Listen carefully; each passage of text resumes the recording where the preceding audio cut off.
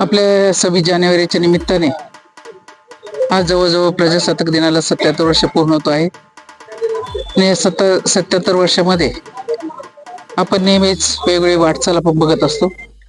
आपल्या देशाची प्रगती किती झाली, काय झाली, आपल्या देशाचे पंतप्रधान माननीय मोदी साहेब आणि त्यांच्या सर्व सहकार्यांनी जे काही आपल्या देशामध्ये काम चाललेले आहे, निश्चितच चांगल्या पद्धतीने आपला हा देश प्रत्येक गोष्टीमध्ये अग्रेसर आज दिसत आहे.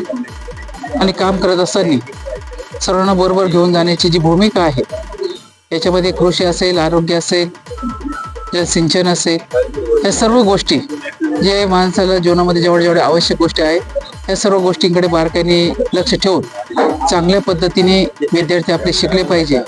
शाळा असेल, कॉलेज असेल, आणि यांना सुद्धा एक उद्योग चांगला मिळाला पाहिजे. उद्योगाला चालना देण्यासाठी सुद्धा मोदी साहेब असतील, अमित शहा साहेब असतील, माननीय आपल्या राज्याचे मुख्यमंत्री माननीय फडणवीस साहेब असतील, आपले दोन्ही उपमुख्यमंत्री असतील, आणि आपल्या अहिल्यानगर जिल्ह्याचे पालकमंत्री माननीय नामदार राधाकृष्ण विखे पाटील असतील, हे सर्व काम करत असताना आपल्या समोर आपल्या जीवनाचं ध्येय काय आहे आणि आपल्या ह्या भागामध्ये आपल्याला कोणत्या गोष्टीची गरज आहे ओळखून चांगल्या पद्धतीने काम चाललेलं आहे.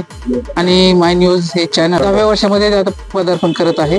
आणि हे पदार्पण करत असताना आतापर्यंत त्यांनी ह्या 9 वर्षामध्ये जे काही काम केलेलं आहे, निश्चितच ज्या काही गोष्टी अन्याय होतात, भ्रष्टाचार होतात, निर्भीडपणे त्याच्यावर त्यांचं मत व्यक्त करून चांगल्या पद्धतीने आपण कुठे कमी पडतो का याचा सतत आवाज उठवत असतात.